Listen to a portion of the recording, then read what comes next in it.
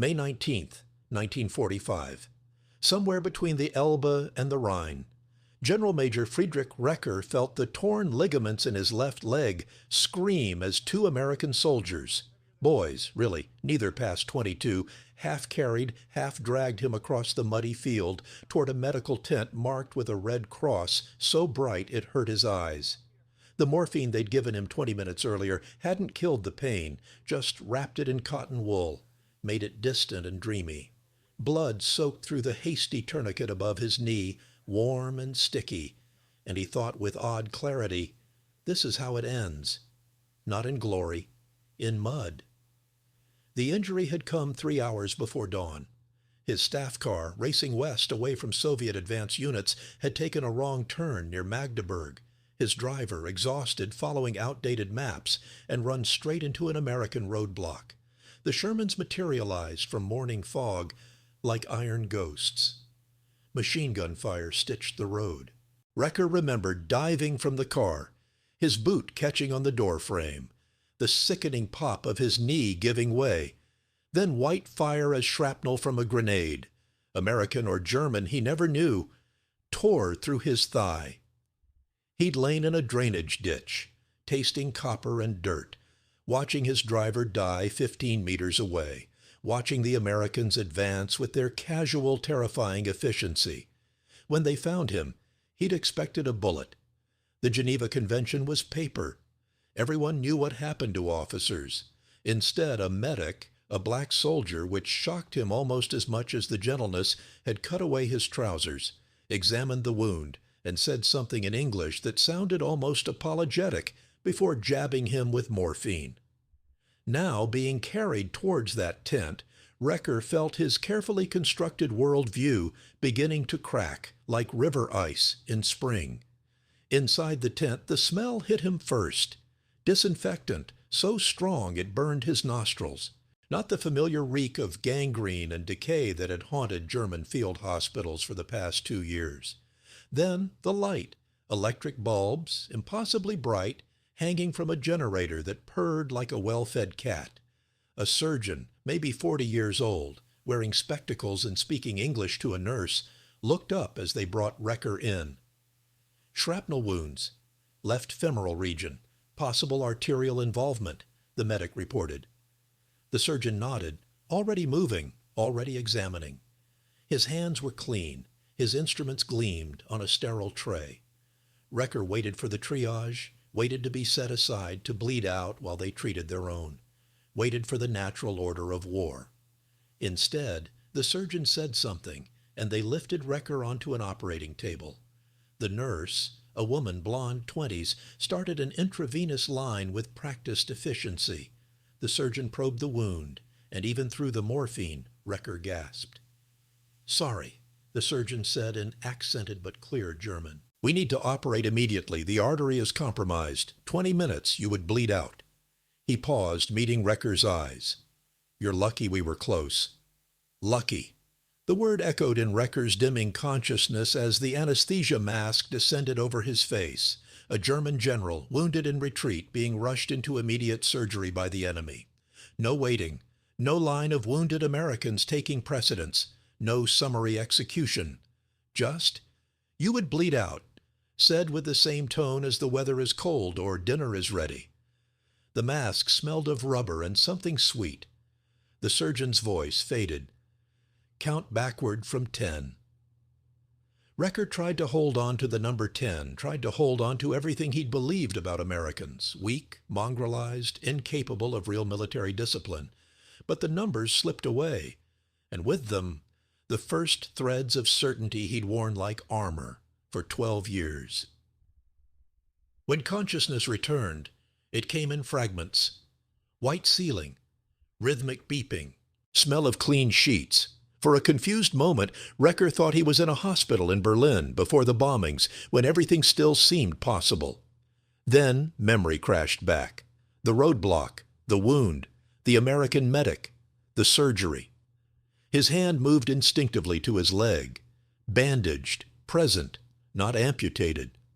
"You're awake." The voice was German but wrong, the accent Southern, Bavarian maybe. Recker turned his head, ignoring the spike of pain.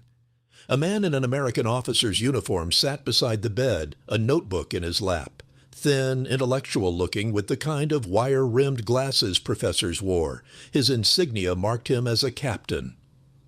"I'm Captain Werner Schilling," the man said, U.S. Army Intelligence, born in Munich, emigrated in '34. He paused. "You've been unconscious for 7 hours. The surgery was successful. They removed 3 pieces of shrapnel and repaired your femoral artery. The surgeon, Major Robertson, says you'll walk again, though you'll limp." Recker's throat was desert dry. Water, he managed. Schilling poured from a pitcher, helped him drink. The water was cold, clean, tasted faintly of metal but not of death. Recker drank deeply, his mind racing. 7 hours. Surgery. Successful. The words felt like artifacts from another war, another universe. "Why?" Recker finally asked. "Why did we save you?" Schilling's expression was unreadable. "Because you were wounded. Because we could. Because that's what we do." He opened his notebook. "You're General Major Friedrich Recker, 47th Infantry Division, formerly 6th Army. You were retreating west to avoid Soviet capture. Your driver, Obergefreiter Klaus Meyer, was killed. You are now a prisoner of war of the United States Army." He looked up. "Do you understand?" "I understand," the words.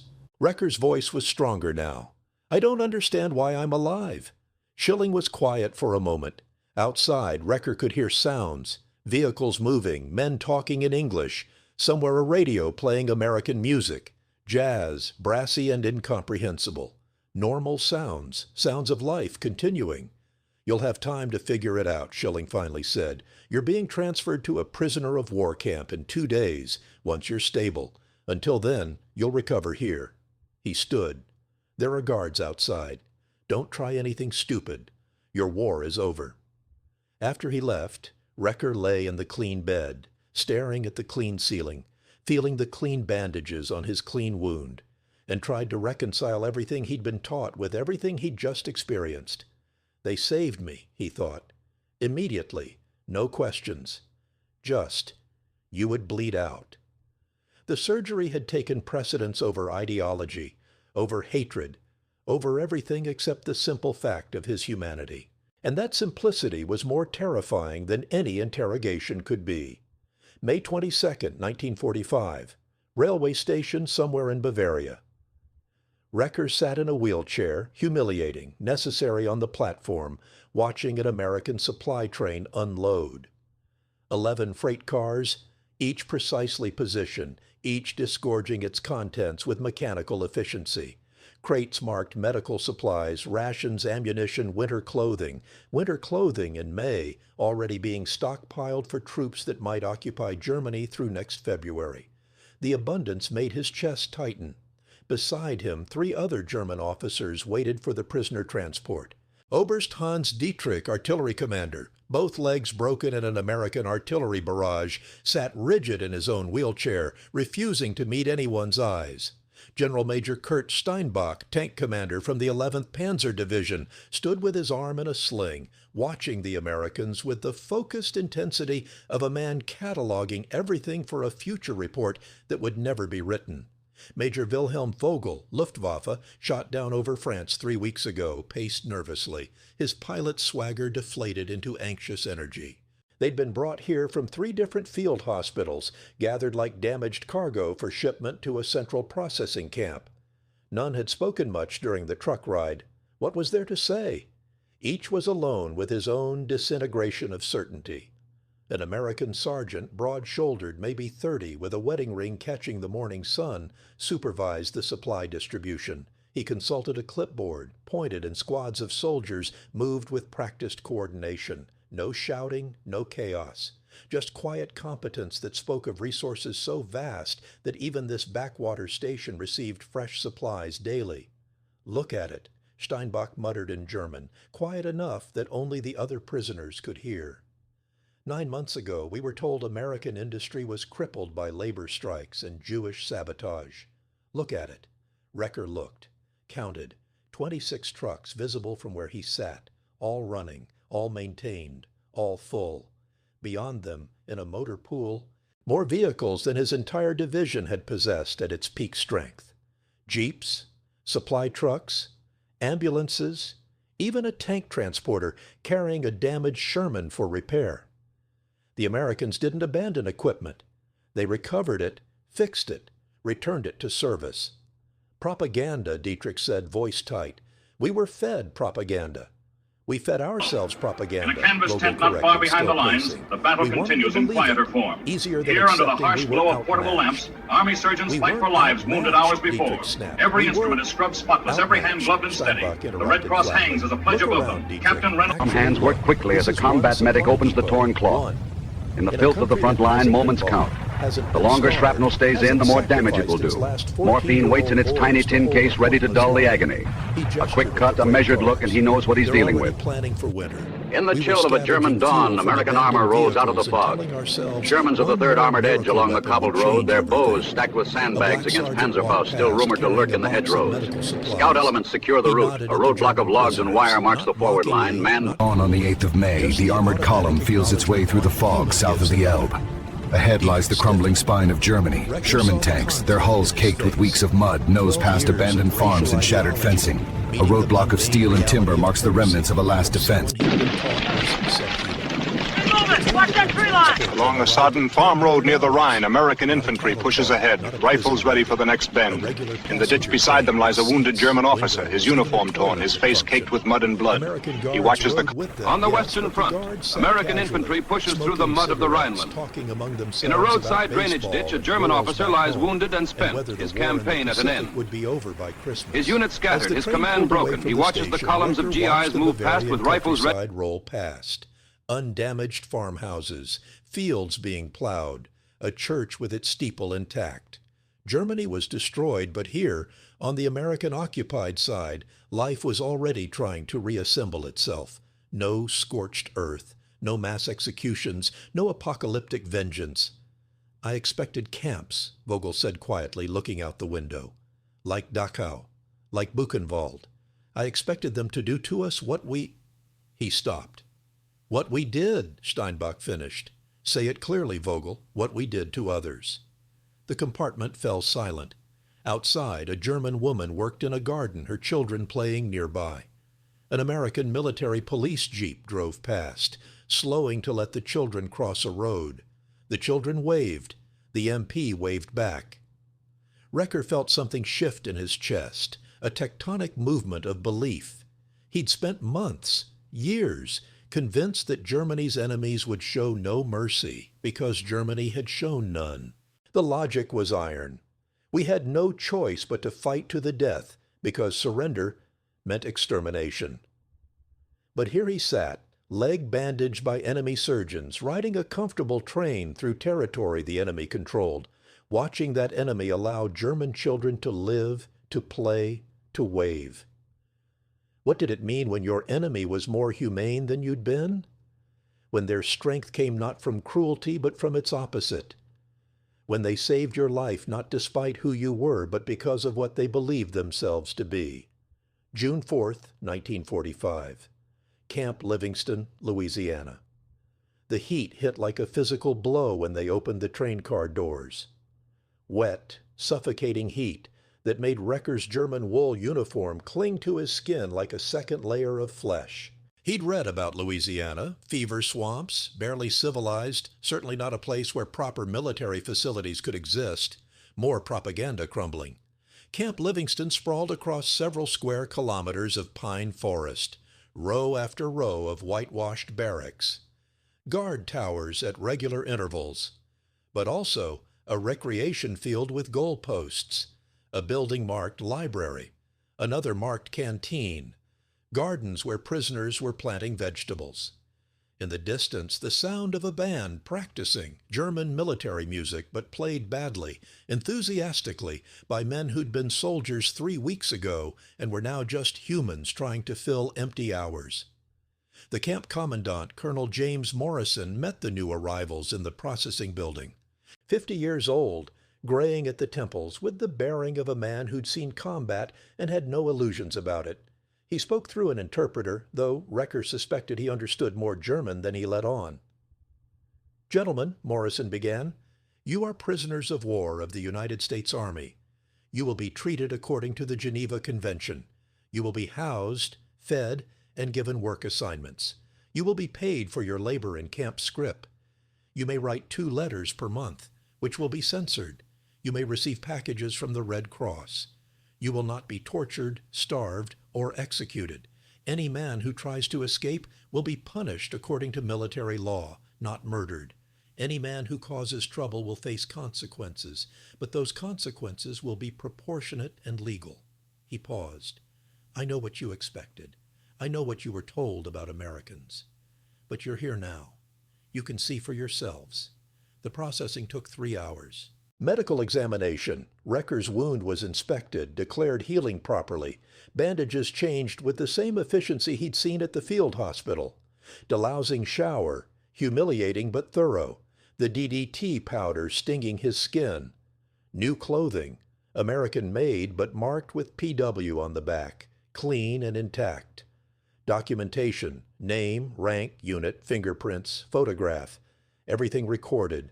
Everything organized. Everything suggesting that they were prisoners, yes, but prisoners who would be accounted for, tracked, eventually returned.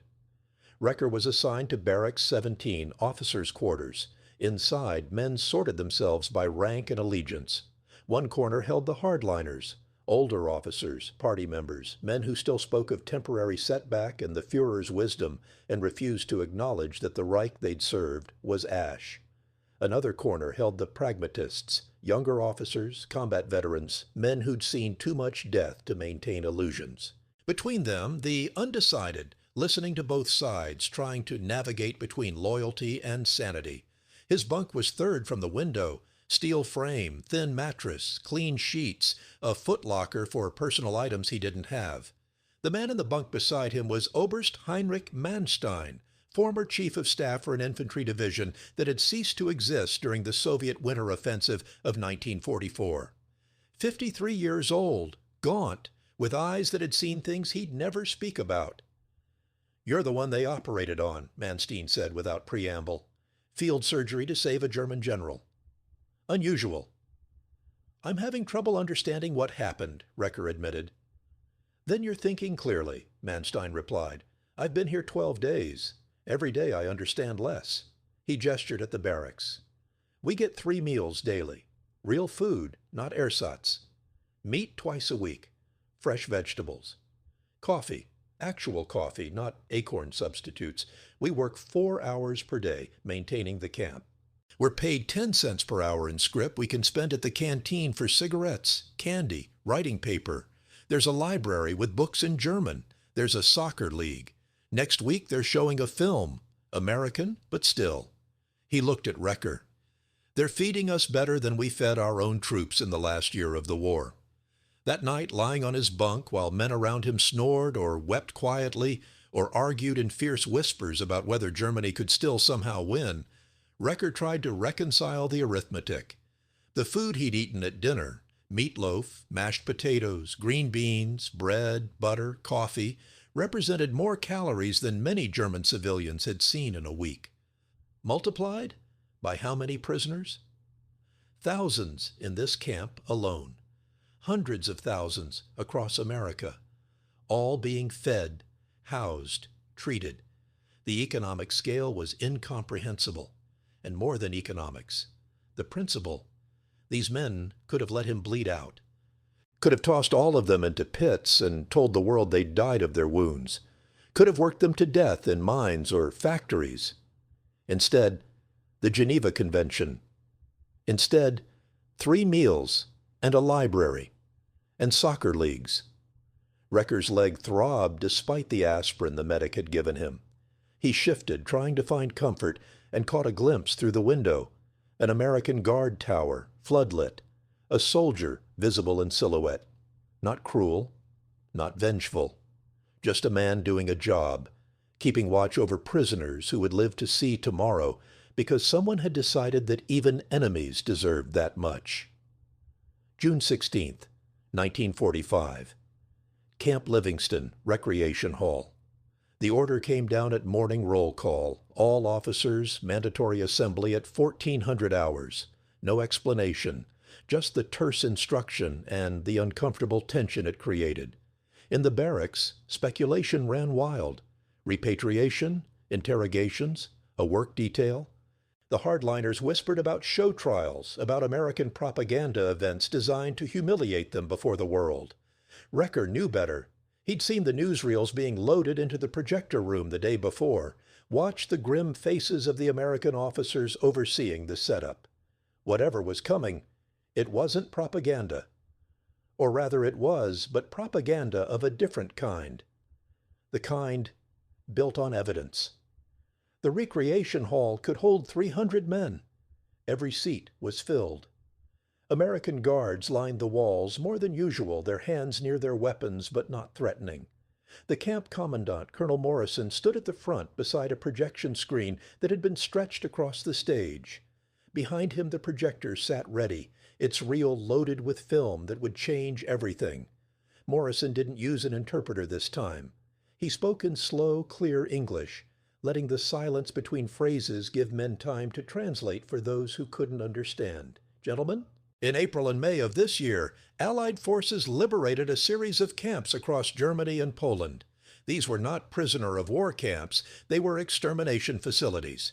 What you are about to see is footage shot by U.S. Army Signal Corps photographers at Bergen-Belsen, Buchenwald, and Dachau. This footage has not been edited or manipulated. It is evidence that will be presented at war crimes trials. He paused, looking across the assembled prisoners. Some of you claim you knew nothing. Some claim these camps are Allied fabrications. Watch. Then tell me again that you knew nothing. The lights dimmed. The projector clicked to life. For the first 30 seconds, there was confusion. Men squinted at the grainy black and white images. A gate, familiar architecture, buildings that could have been any military installation. Then the camera panned, and the confusion crystallized into horror. Bodies, stacked like cordwood. Dozens, hundreds, skeletal forms barely recognizable as human. The camera lingered, refusing to look away, forcing the viewer to count, to comprehend the scale. Recker felt his stomach clench. Beside him, Manstein made a sound like a wounded animal. The footage continued, relentless. Living prisoners, if they could be called living, stumbling through mud, their eyes enormous in shrunken faces, their limbs like branches wrapped in parchment, pits filled with corpses in various stages of decomposition, American soldiers wearing masks against the stench, bulldozers pushing bodies into mass graves because there were too many for individual burial. A close-up, a child, maybe 10 years old, staring at the camera. Nothing in the eyes, no accusation, no hope, just absence. Dead inside, but still breathing. Someone in the back of the hall vomited. The sound echoed, wet and desperate. More footage. Crematorium ovens still containing partially burned bodies. Filing cabinets full of meticulous records, names, numbers, causes of death written in neat German script. Heart failure thousands of times, shot while escaping, died during transport, the bureaucratic language of mass murder, British soldiers forcing local German civilians to tour Belsen, making them look at what had been done in their name. The civilians' faces, shock, denial, revulsion, tears. An elderly woman fainting, a man turning away, retching, a teenager crying, saying something to the camera that the absence of sound made more powerful. American medics trying to save the survivors, pouring soup and medicine into bodies so damaged that food itself was deadly. Survivors dying even after liberation, their organs too damaged, their starvation too complete. Freedom coming too late. The footage ran for 47 minutes. Every minute felt like an hour. When the lights came back up, the silence in the hall was absolute. Men sat frozen, their faces blank with shock or twisted with anguish or carefully desperately neutral. Colonel Morrison stood again. His voice was different now, harder, colder. Some of you will claim you didn't know. Perhaps that's true. Perhaps you were too busy fighting at the front, too focused on military matters. But your government knew. Your leadership knew. The camps were built with German labor, supplied by German trains, staffed by German soldiers.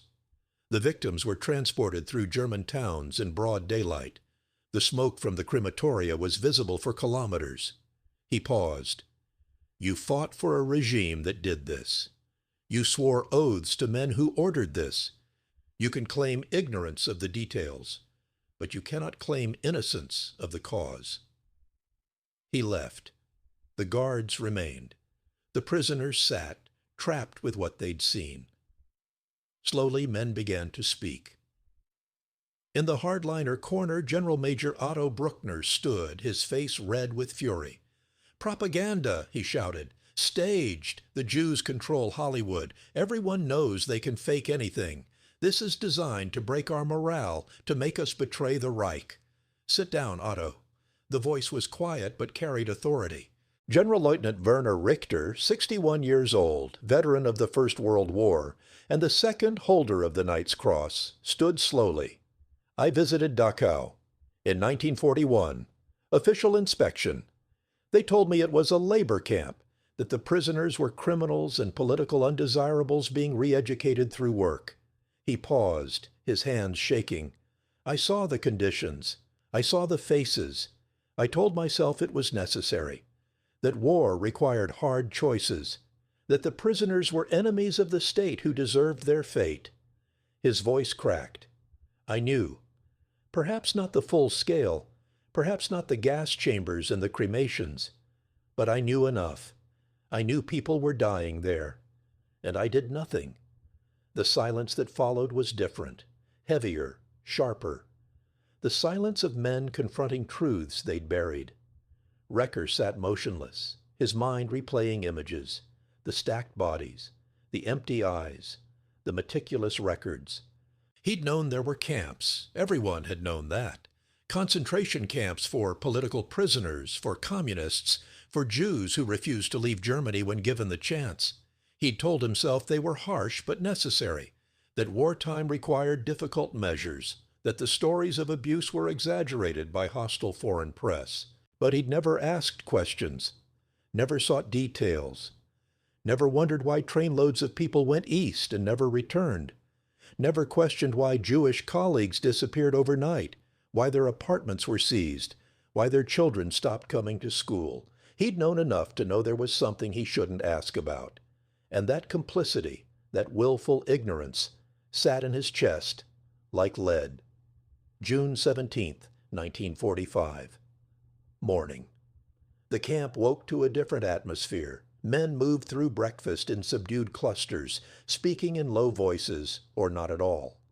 The screening had split the barracks more clearly than any political debate could have.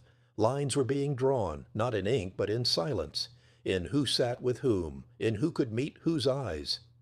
Recker limped to the canteen. His leg was healing, but physical therapy was slow, and found Manstein already there, staring at a cup of coffee, as if it might contain answers. I served under Manstein.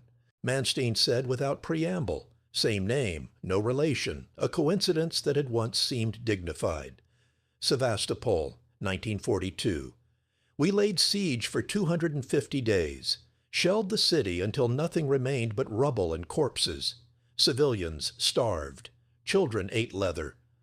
When we finally took the city, my commanding officer praised our iron discipline and our complete victory.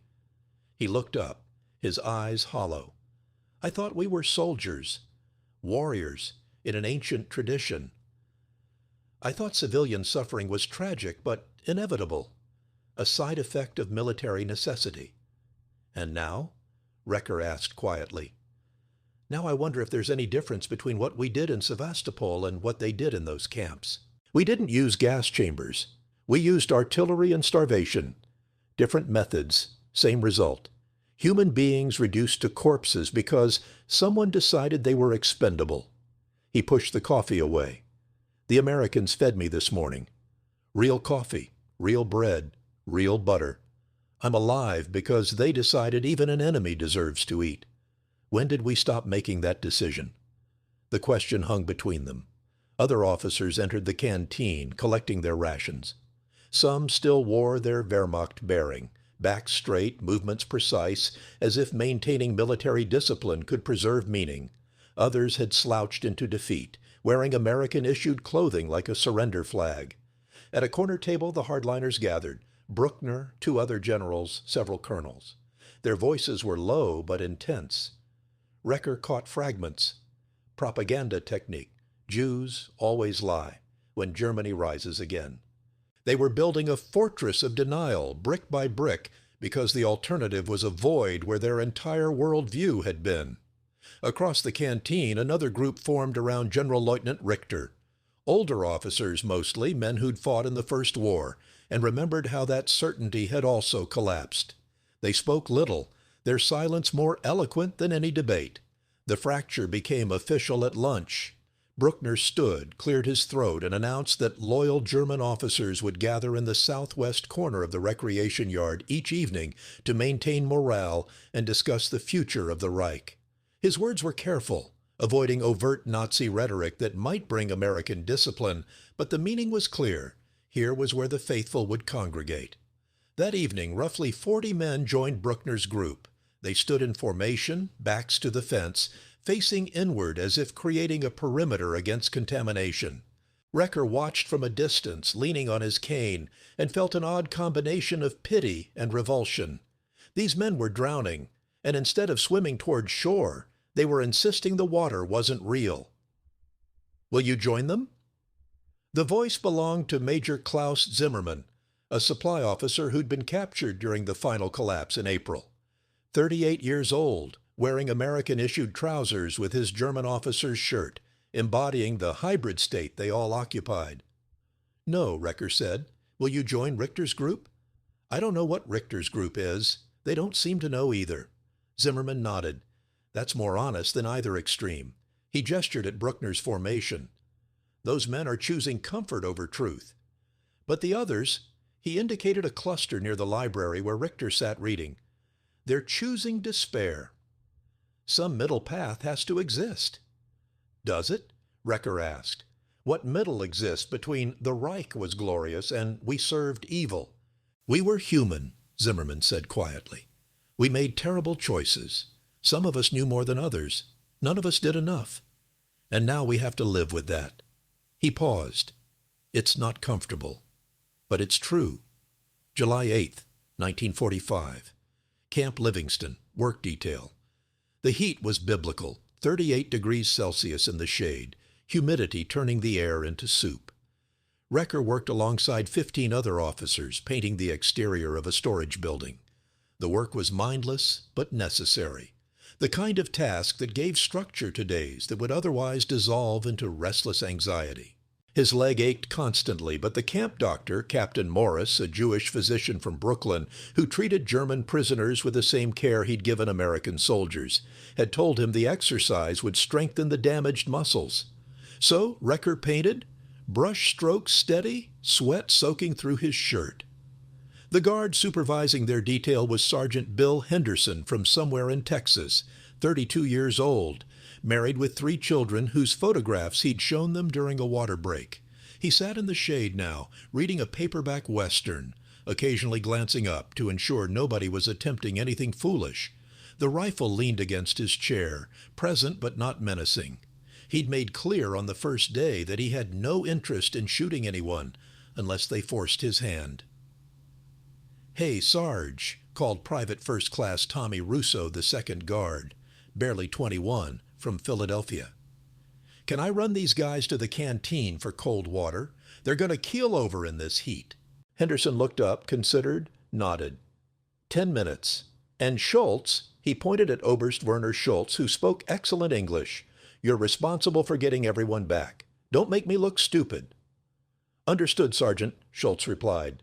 They walked across the compound, a strange procession, 16 German officers, 1 American private, no weapons, no chains. Recker marveled at the casual trust. They could have rushed Russo, taken his sidearm, made some futile gesture of resistance. But to what end? The war was over. Running would accomplish nothing except dying stupidly in Louisiana instead of eventually going home.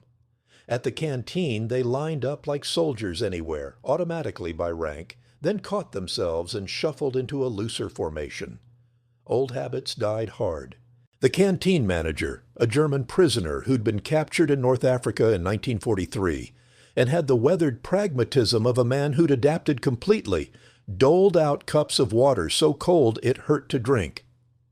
"You're the general they operated on," the manager said to Recker. "Friedrich Recker, right? I heard about it. They flew an extra blood plasma for you from Baton Rouge." Recker stopped mid-drink. "What?" "Blood plasma. Type O negative, universal donor. They didn't have enough on hand, so they radioed for more, and a transport plane brought it in 4 hours. My cousin works at the airfield. He saw the whole thing." The manager shrugged. "Nobody dies here if the Americans can prevent it. Not even us." The information settled over Recker like a physical weight. They'd flown in blood for him, diverted a military transport during wartime, spent resources, time, effort to save a German general who'd spent 4 years trying to kill Americans. The arithmetic of it defied every calculation of war he'd ever learned. Back at the work detail, Henderson had struck up a conversation with Manstein about architecture. Henderson had been a carpenter before the war. Manstein had studied engineering.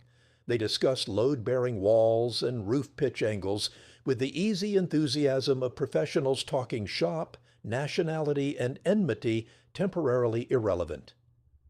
"You build houses after the war?" Manstein asked. "That's the plan. Got a GI Bill coming? Government pays for college or business loans. Figure I'll start my own construction company." Henderson paused. "What about you? What did you do before?" "I taught. University of Leipzig, structural engineering." Manstein's voice was careful. "I don't know if I'll be allowed to teach again, given everything." Henderson was quiet for a moment. "That's above my pay grade, Colonel. But I'll say this. My daddy always told me a man's past is his past, but what matters is what he does moving forward. You seem like a decent guy. Maybe Germany needs decent guys teaching the next generation something different than what you were taught." The simplicity of it, the uncomplicated American optimism, was both refreshing and painful. Henderson genuinely believed people could change, that the future could be different from the past, that teaching and building and raising children mattered more than what flag you'd saluted. It was the worldview of someone whose country hadn't been reduced to rubble, whose cities hadn't been bombed flat, whose entire society hadn't collapsed into moral bankruptcy. Yet Recker found himself wanting to believe it, wanting to think that after everything, redemption might still be possible. July 22, 1945, Barracks, 17, evening. Recker sat on his bunk staring at the blank paper in front of him. 2 letters per month. That was the allowance. He'd written to his wife, Margaret, twice already. Brief notes. "I am alive. I am a prisoner in America. I was wounded, but treated well. Do not worry. The censors had allowed the letters through. Whether they'd reached Berlin or whether Berlin still existed in any meaningful sense, he couldn't know. Now he faced a different kind of letter. Around him other men wrestled with the same task, writing home to families who still believed, families who'd swallowed the propaganda whole and would now have to digest the truth. Vogel, the Luftwaffe major, crumpled another sheet of paper and threw it at the wall. "How do I tell my mother that everything I wrote before was lies, that the heroic struggle was a slaughter, that the glorious cause was a crime?" "You don't," Bruckner said from his corner. He'd been listening, waiting to pounce. "You maintain dignity.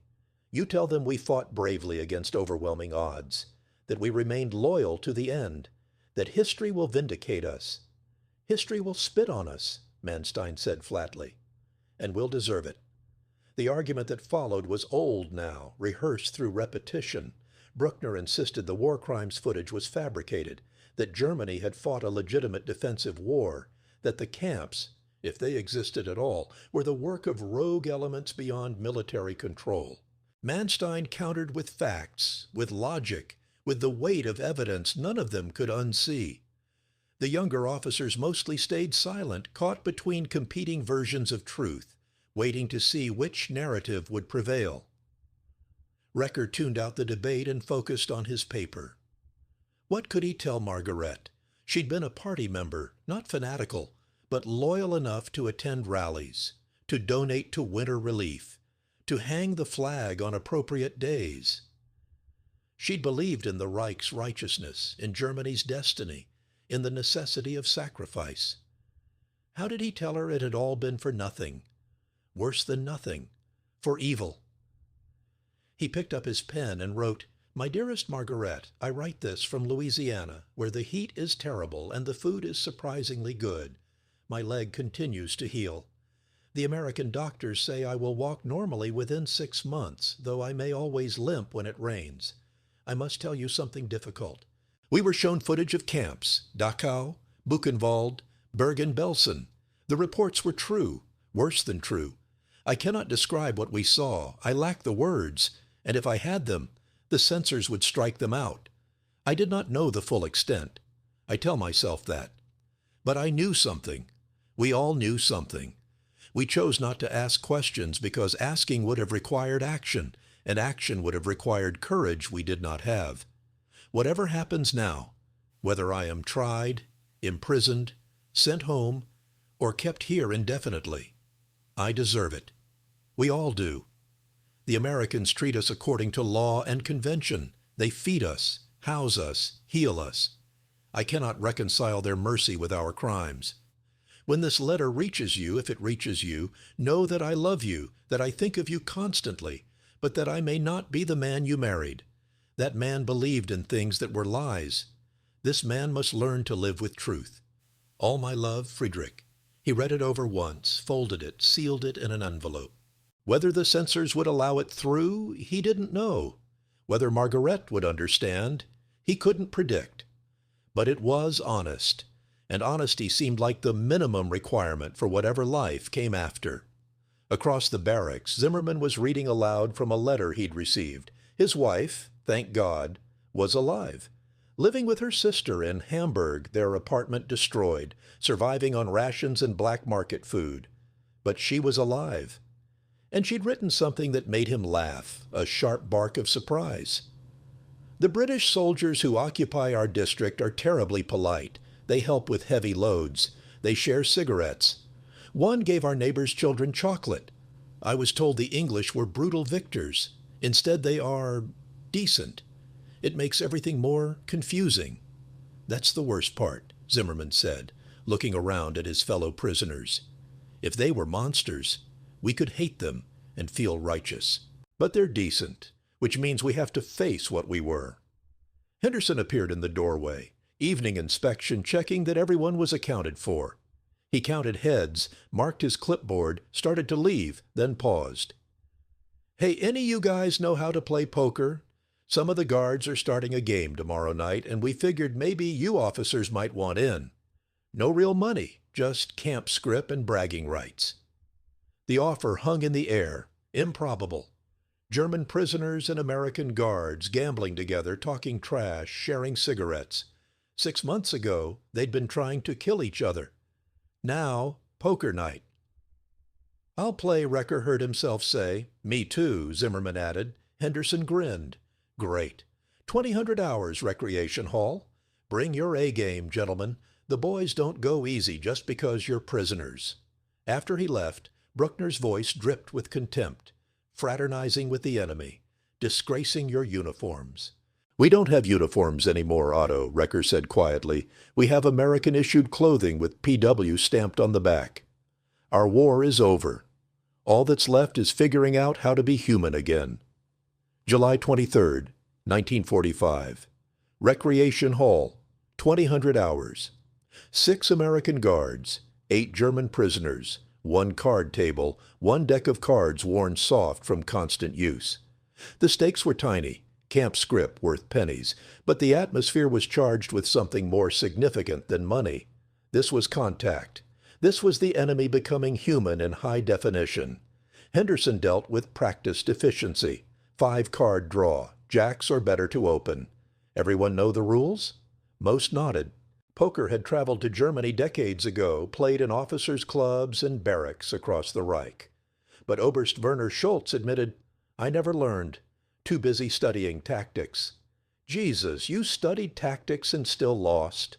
Private Russo grinned, shuffling his cards. The joke was gentle, testing boundaries.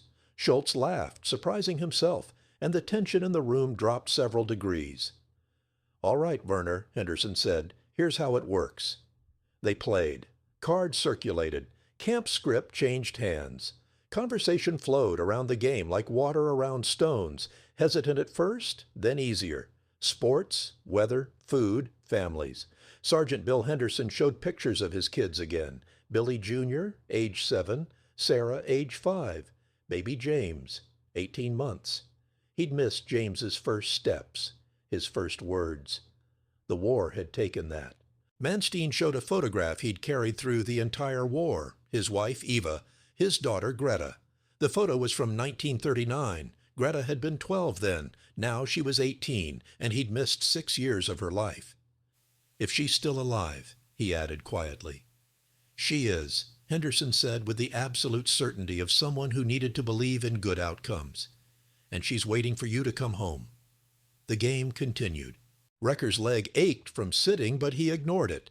He was holding 2 pair, kings and eights, and watching Corporal Jimmy Davis, a black soldier from Georgia, expertly bluff his way through a terrible hand. Davis had an easy smile and a sharp mind, and he'd told a story earlier about teaching his younger brother to read under a tree in their backyard, studying by candlelight because electricity didn't reach their part of town yet. Recker had been raised on theories of racial hierarchy, on pseudo-scientific charts proving Aryan superiority, on propaganda films showing other races as subhuman, criminal, dangerous. Now he watched Davis calculate odds, read opponents, strategize 3 moves ahead, and felt the vast absurdity of it all. Intelligence didn't recognize racial boundaries. Humanity didn't either. "You served on the Eastern Front?" Davis asked Recker during a break between hands. "For 2 years, 42 to 44. "That was the bad one," Davis said quietly. "We heard stories. The cold, the distances, the fighting." "It was hell," Recker admitted. "We weren't prepared. Not for the distances, not for the winter, not for—" He stopped, unsure how to continue. "Not for the Soviets actually fighting back," Zimmerman supplied. "He joined the game late, was losing badly, didn't seem to care. We were told they'd collapse immediately. Subhumans, incapable of real resistance. Instead they fought like tigers. Every meter cost blood. My cousin fought in Italy," Private Martinez offered. He was quiet, usually from somewhere in California. But poker had loosened his tongue. He said the German soldiers were tough, professional, scary good at defense. But also, he paused, choosing words carefully. Some units fought clean, others didn't. Others? He said you could tell which officers cared about rules and which didn't. The Germans around the table shifted uncomfortably. This was the truth they were all learning to navigate. They'd been individuals within a collective evil. Some had committed atrocities personally. Others had merely enabled them through obedience. A few had resisted in small ways, risking punishment to maintain some shred of decency. But all had served the machine, and the machine had devoured millions. "I shot prisoners," Bruckner's voice came from the doorway. He hadn't joined the game, couldn't bring himself to fraternize, but he'd been listening. Now he stepped forward, his face twisted with something between defiance and confession. "Eastern Front, winter of 43. Soviet partisans. We captured 11 of them. My commanding officer ordered them executed. I commanded the firing squad."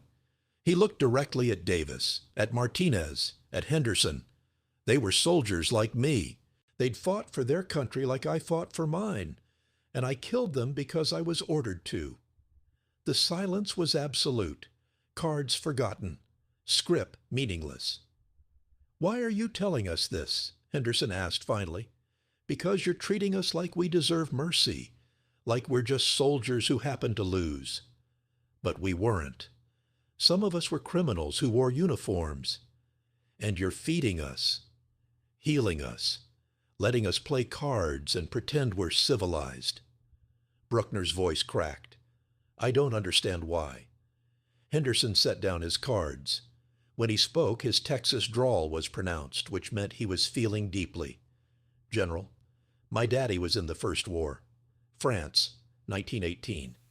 He saw Germans, fought them, killed some, I reckon. And when he came home, you know what he said? He said the Germans were men like him. Scared boys, mostly, following orders, wanting to go home. The war made them enemies, but it didn't make them monsters. That war was different, Bruckner protested. Was it? Or did we just decide to be better this time? To not let hate poison the peace like it did after Versailles? Henderson picked up his cards again, studied them without seeing. You did terrible things. Maybe some of you deserve punishment. Maybe some of you deserve prison. But all of you deserve to eat. All of you deserve medical care. All of you deserve to be treated like human beings. Because the minute we decide some people don't deserve that, the minute we start making exceptions, we become what we're fighting against. The words settled over the table like snow. Simple. Devastating. True. Davis dealt the next hand. They played. Money changed hands. Nobody's heart was in it anymore, but they continued because sometimes continuing is the only response to unbearable truths. Wrecker lost steadily, his attention scattered. He was thinking about blood plasma flown in from Baton Rouge, about a surgeon who'd operated immediately because you would bleed out, about food and shelter and letters home, and poker nights with men he'd been taught to consider inferior and had fought against for 4 years. The Americans had won the war with industry and resources and tactical brilliance, but they were winning the peace with something else, a stubborn, almost foolish insistence on treating enemies like future neighbors. It was impractical. It was expensive. It contradicted every instinct screaming that defeated enemies should be crushed utterly to prevent future threats. And it was working. Wrecker could feel it working inside himself, the slow thaw of certainty, the gradual acceptance that maybe, possibly, there was a way forward that didn't require either destroying the enemy or being destroyed by shame. August 14th, 1945. Camp Livingston, evening. The news arrived via loudspeaker, broadcast across the camp in English and German. Japan had surrendered. The war, the entire war, all theaters, all fronts, was over. In American barracks across the base, celebrations erupted, shouting, cheering, fireworks somebody had smuggled in for exactly this moment. Music blared from radios. Men who'd been strangers last year embraced like brothers. In the German compound, silence. Prisoners stood in clusters listening to distant celebration, processing what this meant. The Third Reich had lasted 12 years. The 1,000-year Reich had become a nightmare that consumed Europe and then consumed itself. Now even Japan, the last Axis power, had fallen. A Schurer, the totality of defeat was complete. Wrecker stood near the fence, watching American soldiers dance in the distance. His leg throbbed. It always did when weather changed and rain was coming. But the pain felt distant, unimportant. He was thinking about numbers. 60 million dead, the estimates said. 60 million. The number was too large to comprehend, so he tried to make it smaller. One person, then another, 60 million times. Each with a name, a face, a family, dreams, fears, favorite foods, songs they hummed while working, memories of childhood summers. All gone. And for what? Lebensraum? Racial purity? National glory? Empty words. Concepts that had seemed solid in 1933, in party rallies and propaganda films, and speeches promising greatness. Now they were revealed as smoke, as poison, as the justifications evil always makes to itself. My daughter would be 19 now, Manstein said quietly. He'd approached without Wrecker noticing, stood beside him at the fence. If she's alive, if the bombing didn't kill her, if the Soviets didn't, he stopped. Some possibilities were too terrible to voice. I tell myself she survived, that she's in Hamburg with Eva, that they're managing somehow. But I don't know. Haven't known since February. The not knowing is worse than almost anything. We'll go home eventually, Wrecker offered. The war is over. They'll repatriate us. To what? Manstein gestured at the fence, at Louisiana, at everything beyond. Germany is rubble. Our cities are destroyed. Our infrastructure is shattered. Millions dead. Millions more displaced. The Soviets occupying the East. The Western Allies occupying the rest. We'll return as prisoners to a prison nation, despised by the world, our history rewritten as a cautionary tale. He paused. And we'll deserve it. Zimmerman joined them, holding 3 cups of coffee procured from somewhere. He distributed them with the efficiency of a quartermaster. The Americans are already planning reconstruction, he said. I heard Henderson talking. Something called the Marshall Plan. Economic aid to rebuild Europe, including Germany. Why would they do that? Manstein asked. After everything we did, why would they help us rebuild? Henderson said something about winning the peace, about not repeating the mistakes of Versailles, about not letting poverty and resentment create another war 20 years from now. Zimmerman sipped his coffee. They're going to rebuild us because they understand that stable, prosperous neighbors are better than destroyed, resentful enemies. The concept was almost obscene in its generosity. Germany had started a war that killed 60 million people, had built factories of death, had attempted to exterminate entire populations. And America's response was, we'll help you rebuild. We'll feed your people. We'll reform your government. We'll give you another chance. I don't know if we deserve it, Recker said quietly. We don't, Manstein agreed. But maybe that's the point. Mercy isn't about deserving. It's about choosing to be better than your worst instincts. September 3rd, 1945, morning mail call. Recker received 3 letters simultaneously, a miracle of postal service given the chaos of post-war Europe. His hands trembled opening the first. Margaret's handwriting, still familiar after 6 years of war. My dearest Friedrich, your letter arrived. I have read it 17 times. Each reading hurts differently. You ask how I can understand what you have seen. I cannot. But I believe you. The truth is, we heard whispers. Everyone heard whispers. People disappeared, neighbors, colleagues, the Jewish family who owned the bakery on Schiller Street. Gone overnight. We were told they'd emigrated, been relocated, been sent to work camps in the East. We chose to believe the lies because believing required nothing from us. Questioning would have required courage, resistance, risk. We were cowards, Friedrich. All of us. The soldiers at the front and the civilians at home. We knew something terrible was happening, and we looked away. Berlin is ruins. Our apartment building is gone, destroyed in a raid last March. I am living with my sister in Spandau. We eat potato soup and black bread when we can get it. The Soviet soldiers, I will not write what happens. You know, everyone knows. But there is also strange mercy. An American soldier, a Jew, ironically, helped us dig through rubble to find my mother's photograph album. He carried water for us. He shared chocolate with the neighborhood children. He treated us like humans, even though we are Germans, even though we are the people who tried to exterminate his people. I do not understand the world anymore. I do not understand how victims can show mercy to those who victimize them. But I am grateful, and I am ashamed.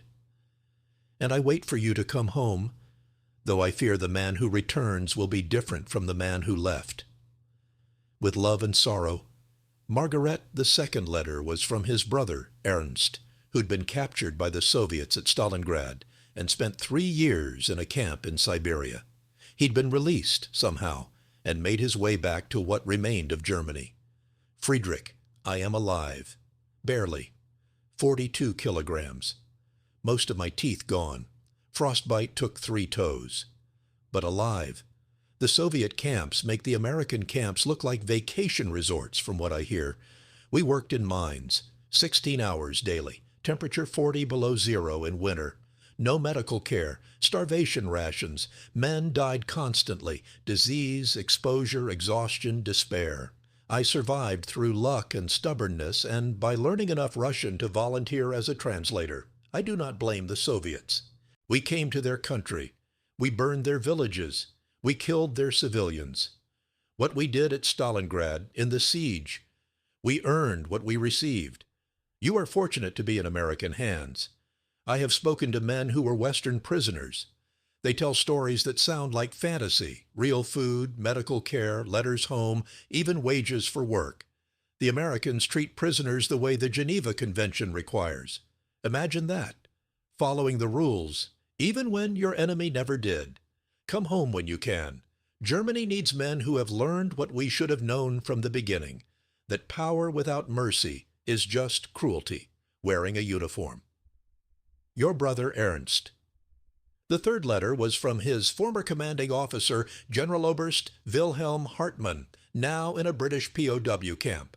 Wrecker, I write this, knowing it will be censored, knowing my words will be read by intelligence officers looking for resistance, for continued Nazi sentiment, for anything prosecutable, good.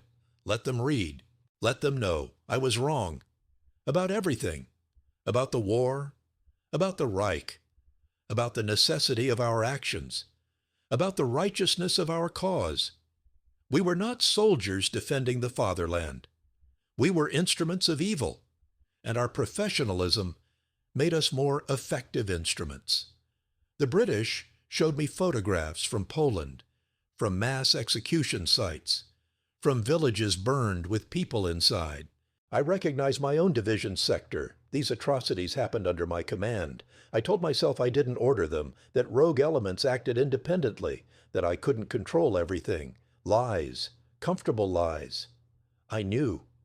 Not every detail, not every murder, but I knew the character of the regime I served. I knew what happened to civilians in occupied territories. I knew what pacification meant, what anti-partisan operations meant. I chose not to look closely because looking would have required action, and action would have meant my career, possibly my life. The prosecutors are building cases. Nuremberg trials, they call them. They will hang some of us, imprison others. I suspect I will be among them. I deserve it. Tell the young officers in your camp, do not waste time defending what cannot be defended. Do not preserve loyalty to a regime that deserves none. Face what we did. Accept responsibility. And if somehow we are allowed to return to Germany, build something better. Build a nation where following orders is not considered a virtue when the orders are evil. With regret, Hartmann Wrecker sat on his bunk, the three letters spread before him like pieces of a puzzle that, assembled, showed a picture he'd been refusing to see. His wife, ashamed and waiting. His brother, broken but wiser. His commanding officer, accepting judgment. Each letter was a mirror reflecting back different aspects of the same truth. The war was lost before it began because it was built on lies, and lies eventually collapse under their own weight. October 1st, 1945. Camp Livingston, evening formation. Colonel Morrison stood before the assembled prisoners, flanked by two officers Wrecker didn't recognize. The camp had grown quieter over the past month as rumors of repatriation spread. Some men would go home soon, the wounded, the elderly, those deemed no security risk. Others would remain longer, possibly years, especially senior officers who might face war crimes investigations. Morrison's announcement was unexpected. Gentlemen, the United States Army is establishing a re-education program for German prisoners of war. This program will consist of courses in democratic governance, free press principles, civil liberties, and the history of what occurred during the Nazi regime. Participation is voluntary. Those who complete the program satisfactorily will be prioritized for early repatriation and may receive employment assistance in occupied Germany. The word re-education triggered immediate reaction. Bruckner stood, his face red with fury. Brainwashing. You're trying to make us deny our heritage, reject our culture, become American puppets. Morrison's expression didn't change. General Bruckner, we're offering education, not compulsion. If you prefer to remain ignorant, that's your choice. But understand this, Germany will be rebuilt with or without you. The question is whether you want to participate in that rebuilding or spend the next decade in prison camps nursing resentments while others create the future. What kind of education? Richter asked, his voice thoughtful. History, primarily. What actually happened versus what you were told happened? The concentration camps, full documentation, survivor testimony, Nazi records, the invasions and occupations, what your armies did in Poland, France, Russia, everywhere you went, the resistance movements you crushed, the civilians you killed, the cultures you tried to erase. Morrison paused. You'll also learn about democracy, how it works, why it matters, how free societies govern themselves. Some of you will reject it all, some will accept it, but all will at least know what alternatives exist to fascism. And if we refuse, Bruckner demanded, you remain prisoners until the occupation authorities decide otherwise. Could be 6 months, could be 6 years, could be forever if you're charged with war crimes. Morrison's tone was matter of fact. The Americans are offering you a choice, gentlemen.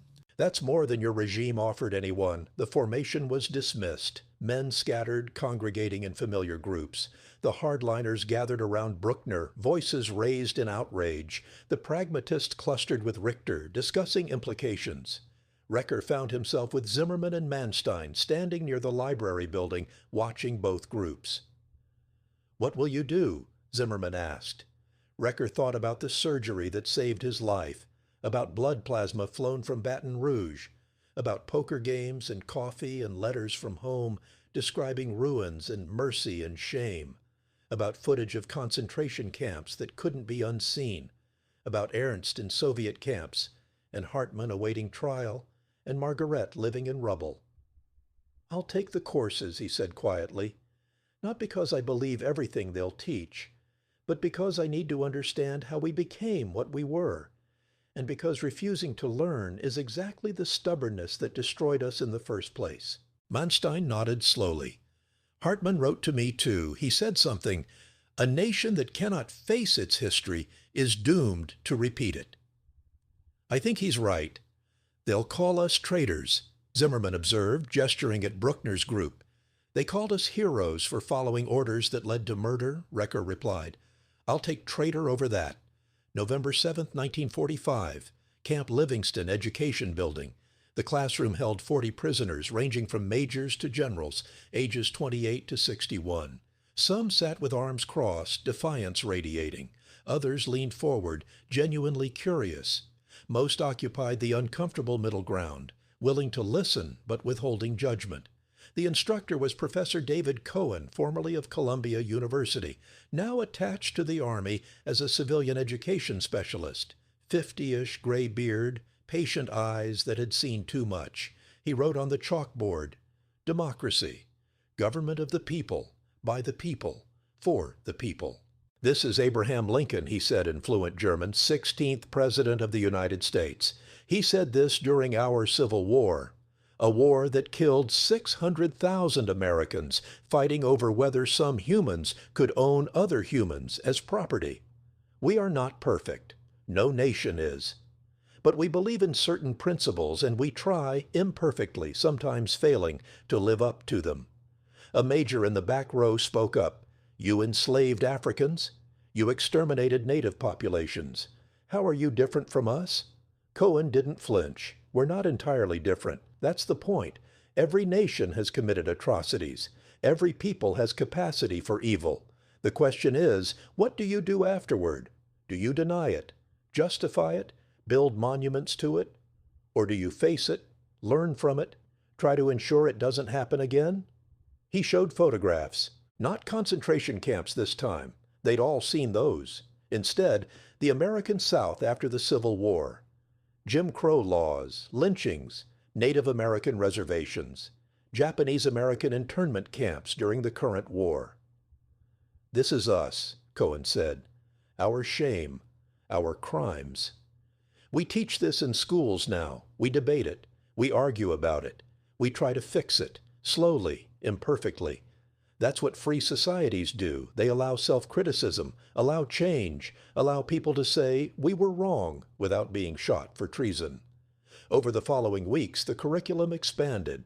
constitutional law, freedom of press, separation of powers.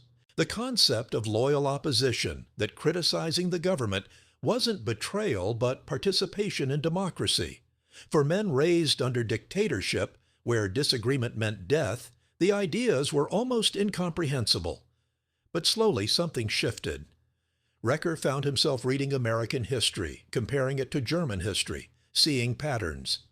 Both nations had committed atrocities. Both had periods of aggressive expansion. But America had mechanisms for self-correction, free press exposing government crimes, courts limiting executive power, elections removing failed leaders.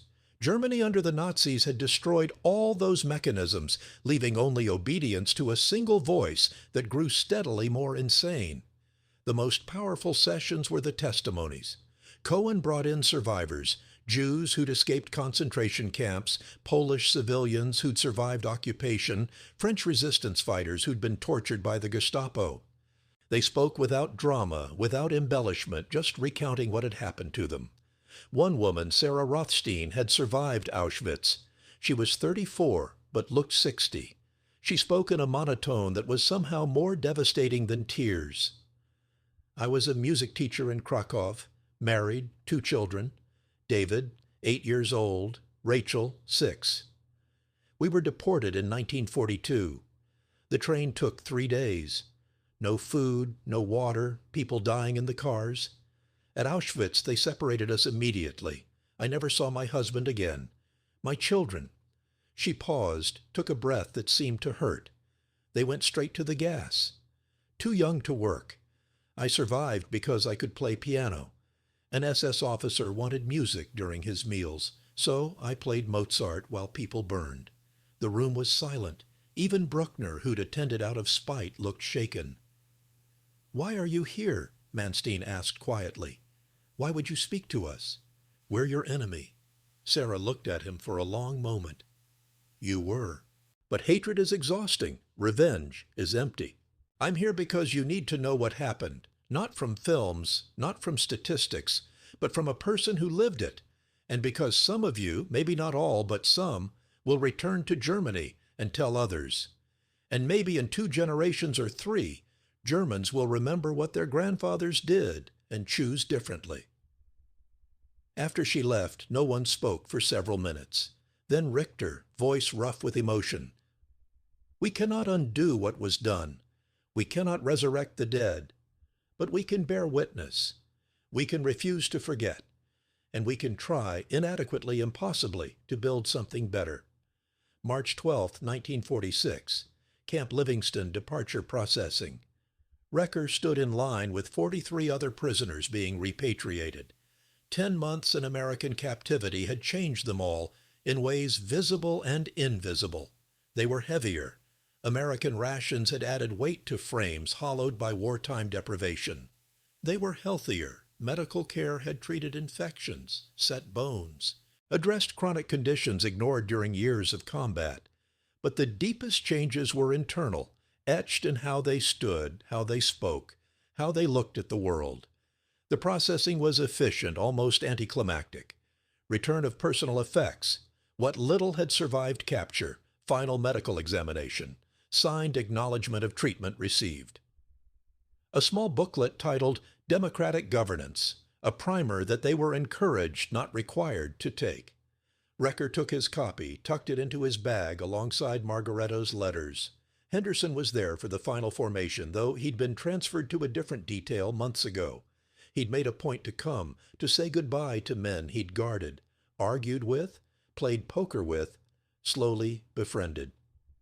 "Safe travels, General," he said, shaking Recker's hand. "I hope Germany treats you better than Germany treated itself." "I hope we deserve it," Recker replied. "You will. Not all at once, but eventually." Henderson's optimism was unshaken, even knowing what these men had served. "My daddy says every man gets to choose who he is every day. Yesterday's choices matter, but tomorrow's matter more. Choose well." The bus to the port took 6 hours. Recker watched Louisiana pass by, pine forests, small towns, farmland stretching to horizons. America was vast, untouched by war, almost incomprehensibly wealthy. The industrial capacity that had crushed Germany was evident in every bridge, every factory, every train loaded with goods. They'd never had a chance, Recker realized, not militarily. The war was lost the moment they'd attacked a nation that could outproduce them 10-1 while barely noticing the strain. At the port, the ship waiting was a Liberty ship converted for passenger transport. Basic accommodations, crowded but clean, food adequate if unexciting. Nothing like the luxury liners of pre-war years, but nothing like the hell ships that had transported concentration camp victims either. Just transport, just movement from one place to another. The Atlantic crossing took 11 days. Recker spent hours on deck, watching water and sky, thinking about everything. The surgery that saved his life, the poker games, the footage of camps, Sarah Rothstein's testimony, Margaretta's letters, Ernst's survival, Hartmann awaiting trial. The weight of it all pressed down like physical mass. Other prisoners gathered in small groups, playing cards, telling stories, arguing about Germany's future. The hardliners, fewer now, their numbers depleted by reality, still insisted the Reich would rise again, that National Socialism wasn't dead, just dormant. But their voices sounded hollow, even to themselves. Most men were thinking ahead, how to find families, how to find food, how to find purpose in a nation reduced to rubble and guilt. Manstein spent most of the voyage reading. He'd received permission to take books from the camp library, American history, political philosophy, technical manuals on reconstruction. I'll need skills, he explained. Germany will need rebuilding. Bridges, roads, buildings. Engineers who understand democracy will be valuable. Zimmerman was quieter, introspective. He'd learned his wife was alive, but their apartment was destroyed. His business gone, his savings worthless in the post-war chaos. Starting over at 43 with nothing but education and determination. At least I have both, he said. Some men have neither. March 23, 1946. Bremerhaven, British occupation zone. The ship docked under gray skies that seemed appropriate for homecoming to a destroyed nation. Recker stood at the rail, watching Germany materialize through morning fog. The port was partially functional. British engineers had cleared the worst wreckage, restored basic operations. But beyond the immediate docks, rubble. Mountains of it. Buildings reduced to shells. Craters filled with water. The geography of defeat. British soldiers processed the returning prisoners with bureaucratic efficiency. More paperwork, more questions, more documentation of who they were and what they'd done. Some men were pulled aside, senior officers, SS members, anyone flagged for potential war crimes investigation. Recker was questioned for 2 hours about his service, his knowledge of atrocities, his unit's actions in occupied territories. He answered honestly, holding nothing back. The British officer taking notes looked tired, unsurprised by anything he heard. "You'll be allowed to return to your family," the officer finally said. "But you're required to register with occupation authorities monthly.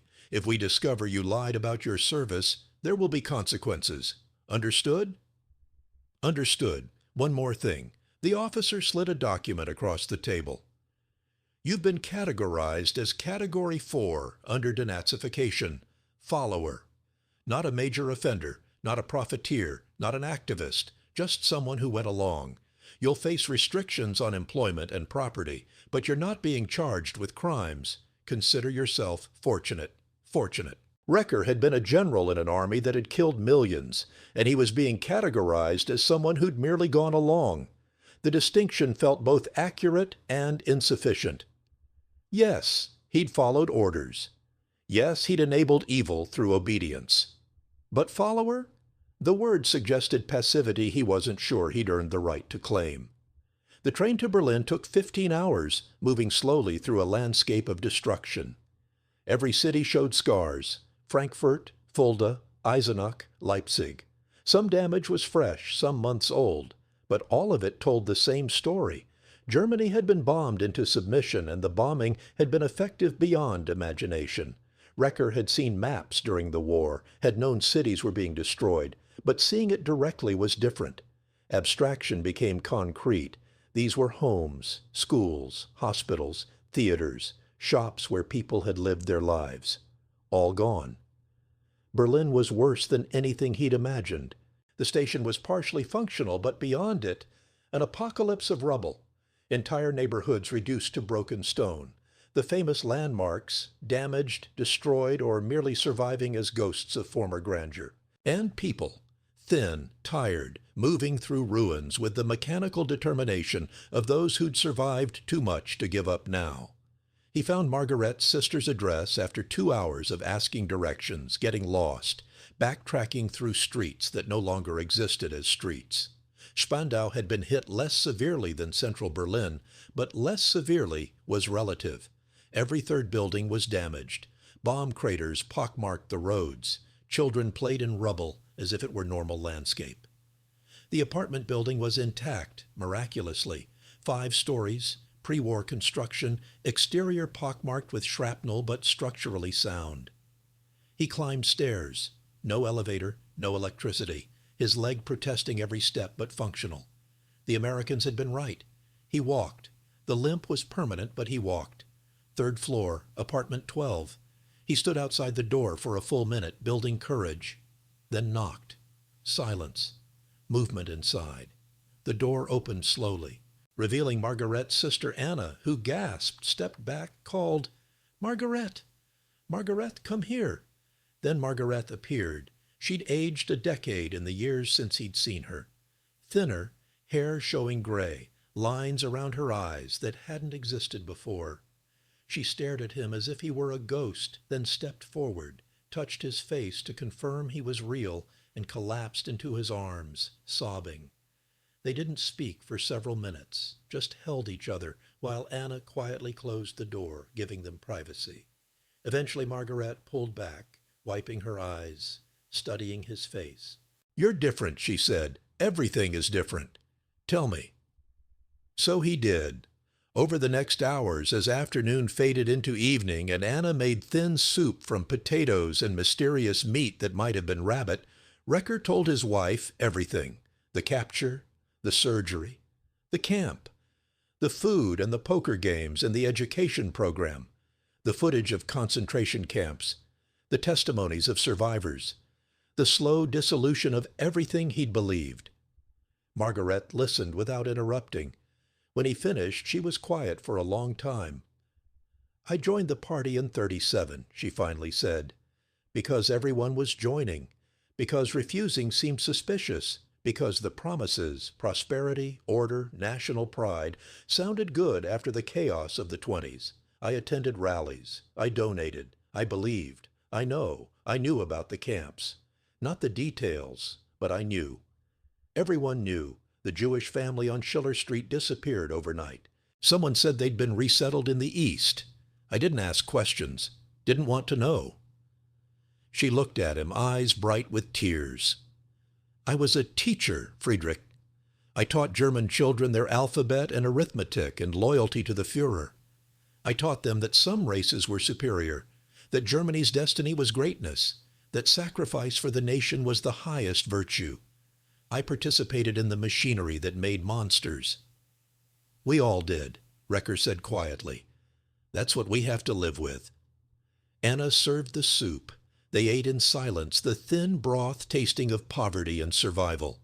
Outside, Berlin's ruins sprawled in all directions, a monument to hubris and hatred, and the inevitable collapse of lies.